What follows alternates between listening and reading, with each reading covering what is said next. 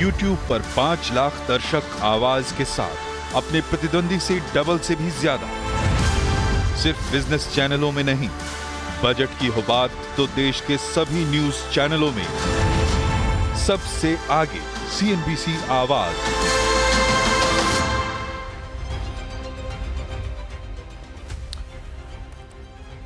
चलिए, तहे दिल से आप सबका शुक्रिया। हमेशा की तरह फिर से CNBC आवाज की टीम के एफर्ट्स को सराहने के लिए सोमवार की सुबह नए और एक और बेहद इंटरेस्टिंग हफ्ते की आज से शुरुआत होने जा रही है। सबसे अहम ध्यान रखिएगा, बजट निकल गया है, पर शायद अभी शेयर बाजार का बजट पे रिएक्शन या वर्डिक्ट नहीं। सैटरडे को आया था अपना बजट, तब हमारे मार्केट्स खुले हुए थे। हम और आप तो कामकाज कर रहे थे, नॉट नेसेसरली सारे इंस्टीट्यूशंस, और उसमें भी खास तौर पे विदेशी संस्थागत निवेशक शायद उस तरह से एक्टिव सैटरडे को आपको नजर नहीं आए थे। सैटरडे के इंस्टीट्यूशनल फ्लोज पहले आपकी स्क्रीन पर रखता हूं। नेट नंबर्स में समझ में नहीं आएगा। एफआईज ने 1327 करोड़ रुपए की बिकवाली करी। कुछ ग्राफिक्स मैच नहीं करोगे क्या आप?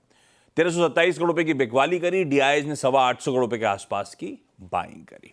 थोड़ा सा डीपर जाइए, ग्रॉस आंकड़ों को देखिएगा, और सैटरडे के दिन एफआईएस के ग्रॉस बाय और ग्रॉस सेल के नंबर्स आपकी स्क्रीन पे, यानी कि कुल मिलाकर 3000 करोड़ रुपए के आसपास का कामकाज किया।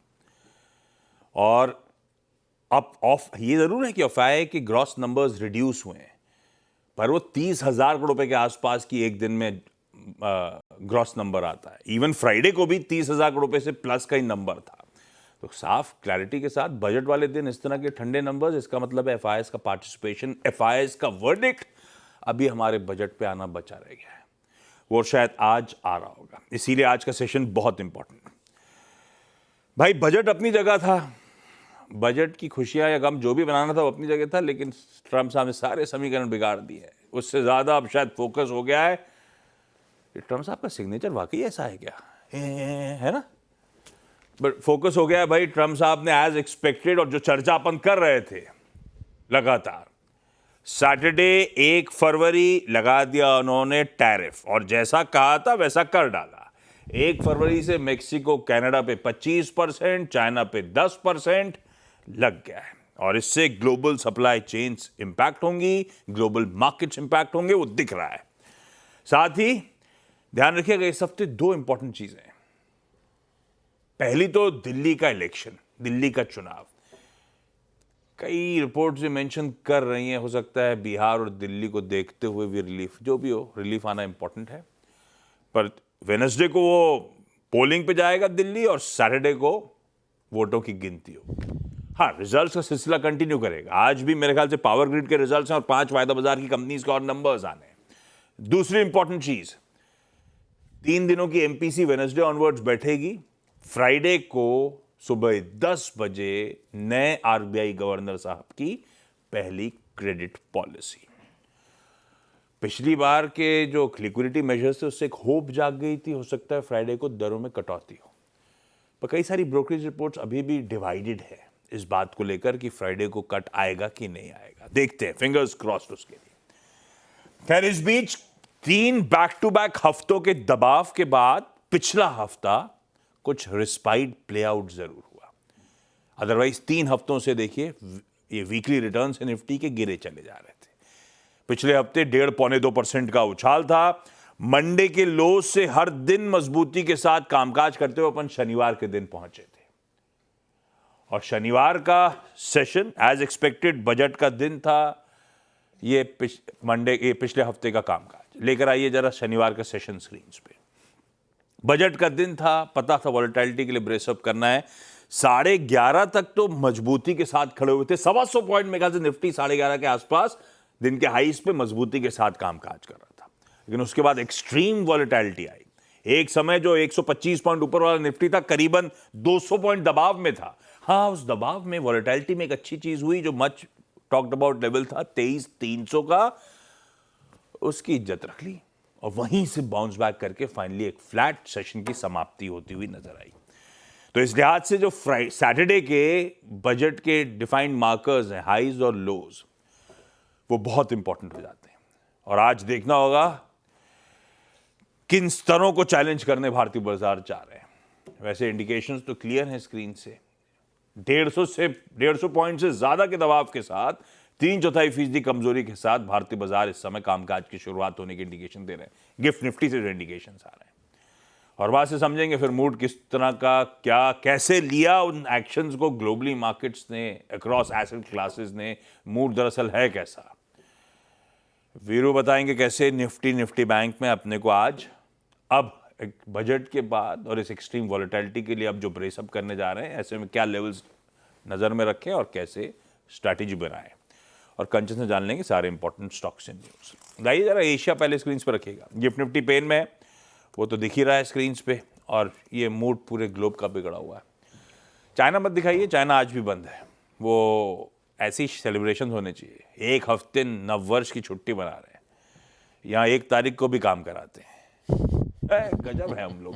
लेकिन ये है पूरा मूड ग्लोब का। पूरा एशिया, हमारे एशियन पीयर्स स्पेन में है, यूएस के मार्केट। अच्छा, यूएस, अब कंफ्यूजन मेरे लिए है कि जब एफआईएस पार्टिसिपेट नहीं कर रहे तो मुझे ऐसा लगता है कि फ्राइडे भी यूएस दिखाना चाहिए आपको स्क्रीन पे। कहने के लिए हमने सैटरडे पे उस पर रिएक्ट कर लिया होगा, लेकिन यूएस का हैंडओवर फ्राइडे को भी खराब था। 1/4 से 3/4% दबाव में थे और आज सुबह के फ्यूचर्स अब एक्सट्रीम पेन की तरफ बढ़ रहे हैं। 1.25% से 2.5% तीनों बेंचमार्क्स इस समय दबाव। मतलब आज जब खुलेंगे उस टैरिफ वॉर के रिएक्शन पे यूएस के बाजार भी पिटते हुए नजर आ जाएंगे। भाई इनका भी इन्फ्लेशन बढ़ना है, इनकी भी सरदर्द बढ़नी है, सब इनके साथ भी होना है। टैरिफ वॉर सिर्फ जिनके लिए हो रहा है, जिन पे हो रहा है उन पे असर नहीं पड़ेगा, इन पे भी पड़ेगा। लेकिन हरमास गुड मॉर्निंग, एक्सपेक्टेड था, लेकिन फिर भी कैसे रीड कर रहे हैं सब लोग, क्या हुआ सब समझाओ आप। गुड मॉर्निंग आपको। गुड मॉर्निंग आशीष। और जिस बात का डर था वो तो हो ही गया है, मगर एक छोटी सी विंडो अभी भी बाकी है, क्योंकि जो टैरिफ्स डोनाल्ड ट्रंप ने लगाए हैं, चाहे वो 25% हो मैक्सिको और कनाडा पे और 10% चाइना पे, वो टैरिफ्स कल 12:01 से लागू होंगे, ट्यूसडे नाइट ऑनवर्ड्स। तो एक 24 घंटे की विंडो अभी भी है कि शायद जो कोलंबिया के साथ हुआ वो शायद इनके साथ भी हो जाए, मगर कॉन्टेक्स्ट या जो परिभाषा है वो पूरी अलग है, क्योंकि जिस तरह के टैरिफ्स लगाए गए हैं वो कोलंबिया जैसे नहीं है, वो क्योंकि वो सिर्फ इमिग्रेशन का मसला था। यहाँ पे मसले थोड़े अलग हैं। लेकिन जो कनाडा से जो अति आवश्यक चीज़ें जो आती है, फिर चाहे वो बिजली हो, तेल हो या गैस हो, उस पर 25% के टैरिफ नहीं, उस पर 10% के टैरिफ लगाए गए हैं, मगर टैरिफ लगाए गए हैं। इस बात से इंडस्ट्री थोड़ी सी नाराज़ है।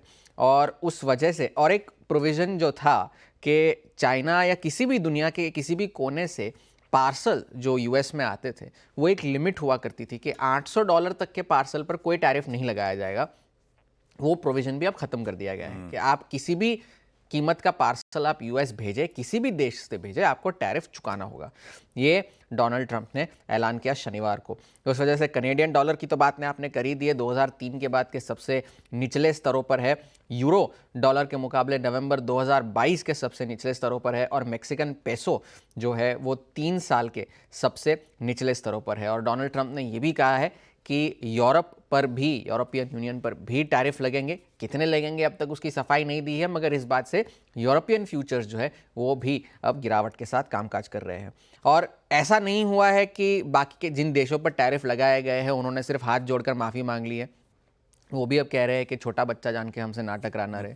क्योंकि कनाडा ने जवाबी कार्रवाई में ये कह दिया है कि वो अमेरिकन बियर, फूड, वाइन और सारे जो अप्लायंसेस है उन पर टैरिफ लगाएंगे। लगभग $106 बिलियन के अमेरिकी सामान पर टैरिफ लगाएंगे। मेक्सिको ने भी ये ऐलान किया है कि वो आज यूएस पर रिटेलिएटरी टैरिफ्स का ऐलान करेंगे। और चीन ने अब तक कोई ऐसे टैरिफ के ऐलान नहीं किए हैं, मगर उन्होंने ये कहा है कि हम वर्ल्ड ट्रेड ऑर्गेनाइजेशन यानी WTO में इस बात की शिकायत करेंगे, इस मसले को एस्केलेट करेंगे।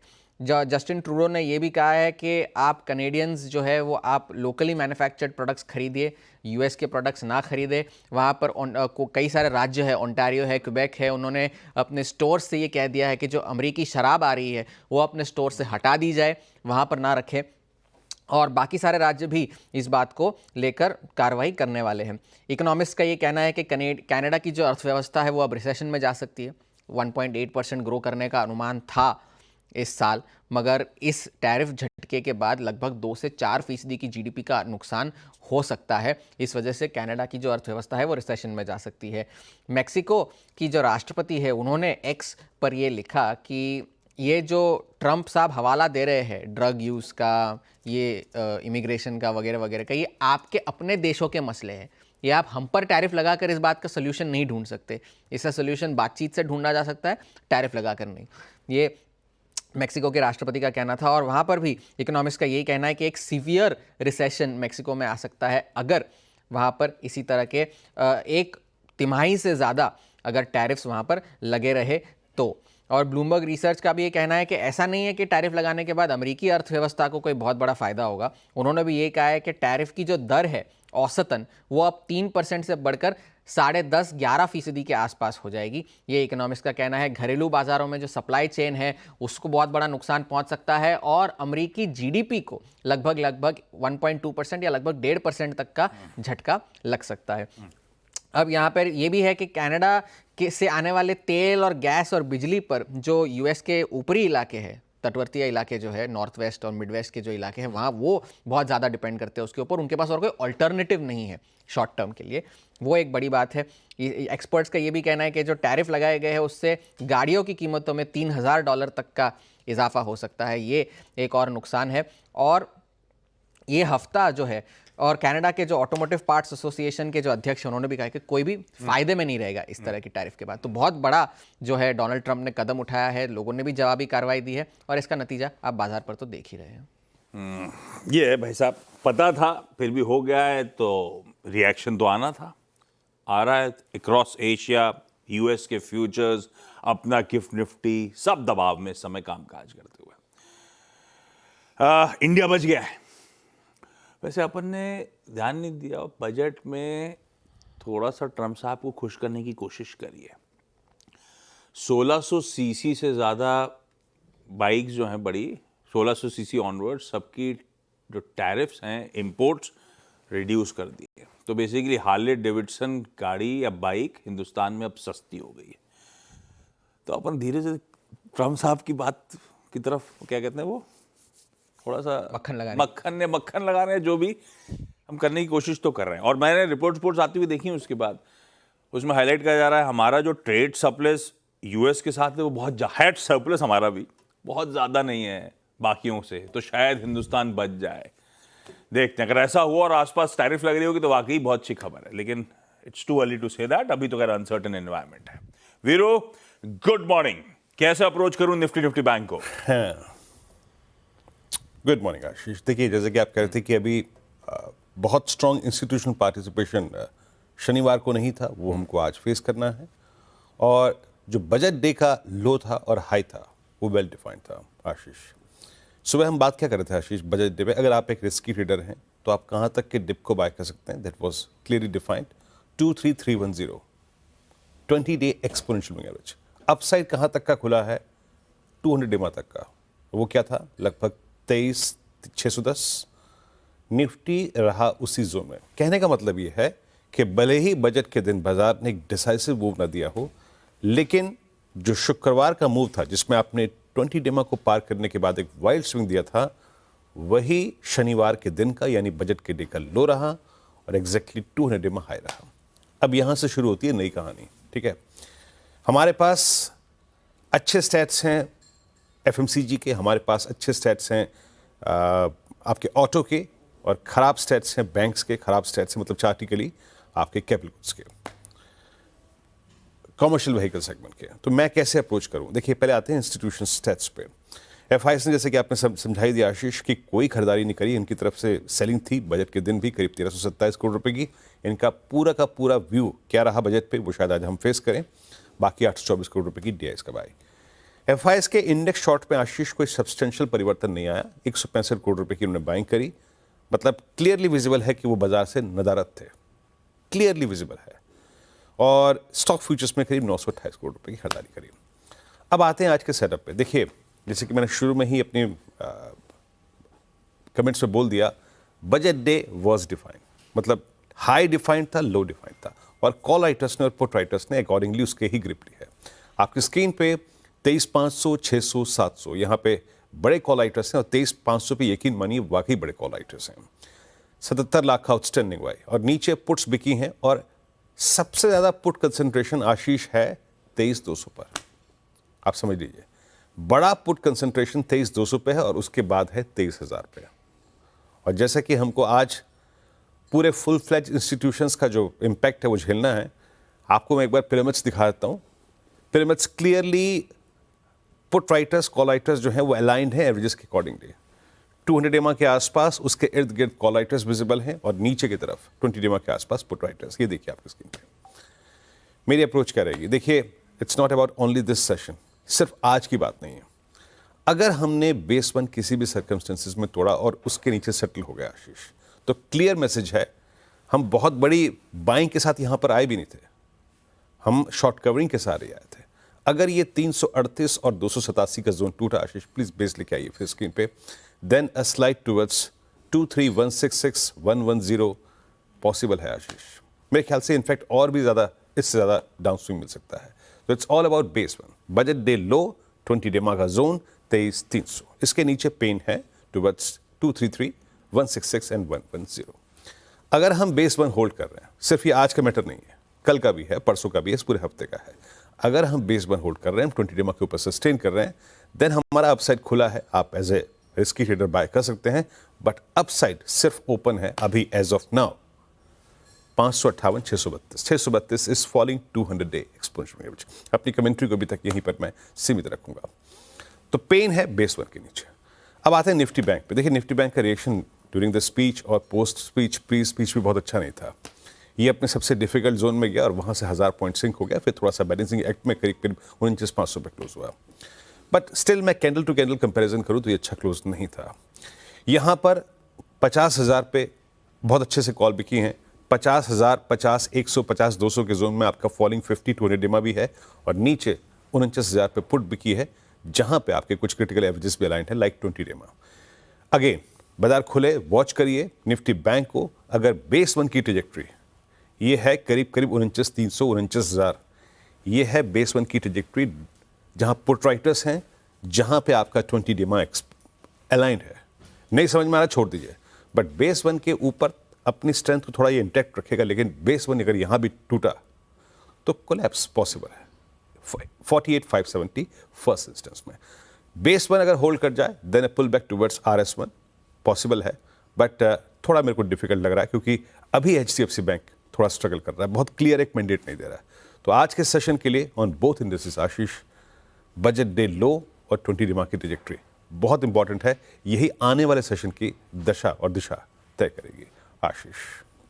बढ़िया, ये है निफ्टी बैंक की स्ट्रैटेजी और बजट डे लो बेहद इंपॉर्टेंट। कंचन, क्विकली कुछ इंपॉर्टेंट स्टॉक्स जो रडार पर रहेंगे आज। जी, सबसे पहले शुरुआत करते हैं आरती इंडस्ट्री के साथ। नंबर्स यहाँ पे अच्छे नहीं दिखाई दिए हैं। नेट प्रॉफिट में एक भारी गिरावट है, इनफैक्ट रेवेन्यू पे में स्लाइटली बढ़ता हुआ ही दिखाई दिया, लेकिन एबिटा अगेन और मार्जिन में भी यहाँ पे हमें प्रेशर आता हुआ दिखाई दिया है due to higher finance cost. साथ में जो एक्सपेंसेस का वेट है वो प्रॉफिट और मार्जिन में डायरेक्टली इसमें इस टाइम पे हमें दिखाई दिया है। अब आगे बढ़ते हैं और बाकी नंबर्स देख लेते हैं। अनंत राज के नंबर आए हैं, यहाँ पे नंबर्स हमें पॉजिटिव साइड में देखने को मिले हैं। नेट प्रॉफिट में करीबन 54% का अपसाइड है और इसी तरीके से रेवेन्यू और मार्जिन भी कंपनी के बढ़ते हुए दिखाई दिए हैं, लेकिन मार्जिन यहाँ पे लेकिन कॉन्ट्रैक्ट होते हुए दिखाई दिए हैं, माय बैड। न्यूजन केमिकल के नंबर आए हैं और नंबर यहाँ पे पॉजिटिव साइड में हमें देखने को मिले हैं। सारे ही फ्रंट पे नंबर्स अच्छे हैं, चाहे आप ऑपरेटिंग नंबर्स की बात करें, चाहे आप कंपनी की प्रॉफिटेबिलिटी या फिर रेवेन्यू की बात करें, सारे ही नंबर्स पॉजिटिव साइड में आए हैं। अब सेल्स नंबर आ गए हैं जनवरी के। सबसे पहले हीरो मोटोकॉर्प, यहाँ पे टोटल सेल्स में हमें 2% का अपसाइड देखने को मिला है। 4.42 लाख यूनिट में कंपनी ने सेल्स अपनी रजिस्टर की है, लेकिन जो डोमेस्टिक सेल है वहां पे हमें एक स्लाइटली कट देखने को मिला है, करीब करीब 2% का month on month Y on Y basis पे। लेकिन अगेन अगर आप इसे मंथ ऑन मंथ बेसिस पे देखेंगे तो सेल्स यहाँ पे भी आपको बढ़ती हुई दिखाई दिया है। अगर आप देखें तो हीरो का जो ईवी ब्रांड है उसको काफी ज्यादा ट्रैक्शन मिल रहा है, विदा को मार्केट से अच्छा खासा ट्रैक्शन मिल रहा है, जिसका रिफ्लेक्शन सीधा सीधा नंबर्स में है। आयशर के नंबर्स अच्छे आए हैं इस टाइम पे। रॉयल एनफील्ड को लोगों ने खूब पसंद किया है। जनवरी महीने में करीबन 20% का हमें वॉल्यूम ग्रोथ में एक अपसाइड देखने को मिला है, लेकिन वीएसटी टेलर यहाँ पे थोड़ा सा प्रेशर बाउंड होता हुआ दिखाई दिया। छोटा सा ब्रेक के उस पर आज का इवेंट्स कैलेंडर और साथ साथ कमोडिटी स्ट्रैटेजी।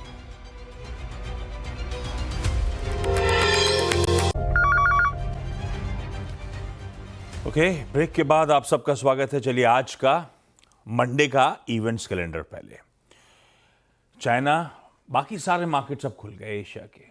हैंगसेंग भी फ्राइडे तक बंद था, हैंगसेंग खुल गया है। अब बस चाइना बंद है अभी, वो रिएक्ट नहीं कर रहा उस 10% टैरिफ पे। निफ्टी का एक नंबर है पावर ग्रिड का, और वायदा के 5 आने हैं, वो आपकी स्क्रीन पे नाम आ जाएंगे। कैश की लिस्ट लंबी है, अभी भी नंबर्स तो खैर काफी सारे आने बचे हैं। अब बजट सेशन पार्लियामेंट में जो चल रहा है, लोकसभा में motion of thanks president address के लिए आज और कल का दिन रखा गया है लोकसभा के लिए, और राज्यसभा के लिए 3 दिन एलोकेट करे गए हैं। ओपेक मीट होनी है भाई साहब, क्रूड अड्डा पे रखिएगा। Joint OPEC non OPEC ministerial monitoring committee की आज बैठक होनी है। ज़्यादातर मैं रिपोर्ट पर पढ़ रहा था, अनलाइकली है अपनी आउटपुट पॉलिसी में इस समय ओपेक कोई बदलाव करे। तब और अब की प्लीज सेकंड प्लेट लेकर आइएगा। ये सब जो हो रहा है ना यूएस में, या यूएस ने जो कर डाला है, डॉलर इंडेक्स स्पाइक कर गया है, और हमने फ्राइडे को छोड़ा था 108.2 पे, सैटरडे को था 108.3 पे, इस समय 109.5 के आसपास है। क्रूड इंचअप कर गया है, जबकि थोड़ा सा डर है बेस मेटल्स के लिए, क्रूड वूड के लिए, इस तरह के एनवायरनमेंट में शायद पस्त पड़े। अभी तो नहीं हुआ है, अभी तो इंचअप ही कर रहा है, अभी थमा हुआ है क्रूड। इन सबको वॉच करना बड़ा जरूरी होगा। खैर, आज की स्ट्रैटेजीज HDFC सिक्योरिटीज के अनुज गुप्ता साहब, इन्होंने मदद करी है। कच्चे तेल में कह रहे हैं अभी तो खरीदारी करने का मन बनाइए 62.75 के स्टॉप के साथ। कॉपर में उनका कहना है खरीदारी करने का मन है, 822 का SL लगाना है। तो क्रूड और कॉपर अभी तो तेजी का मन है। लेवल्स नोट डाउन कर लीजिए। इस नोट पर एक काम करूं, छोड़े जा रहा हूं गिफ्ट निफ्टी के थोड़े से दिक्कत भरे। अरे ये बजट का वर्डिक्ट नहीं है, ग्लोब परेशान है। ट्रम्प साहब की पॉलिसीज नियर टर्म में पेन देंगी, और उससे इक्विटीज अक्रॉस द ग्लोब ठंडे पड़े हुए हैं। उसका खामियाजा हम भी भुगत रहे हैं। 3/4% गैप डाउन। मंडे को इंडियन मार्केट्स खुलने की तैयारी है। ब्रेक का समय, मॉर्निंग कॉल को यहीं समेट रहा हूं। ब्रेक के उस पार जब लौटेंगे तो ऐसे एनवायरनमेंट में कौन से स्टॉक्स हैं जो आपको अपने रडार पे रखने हैं, सीधा सौदा पे उस पे बातचीत।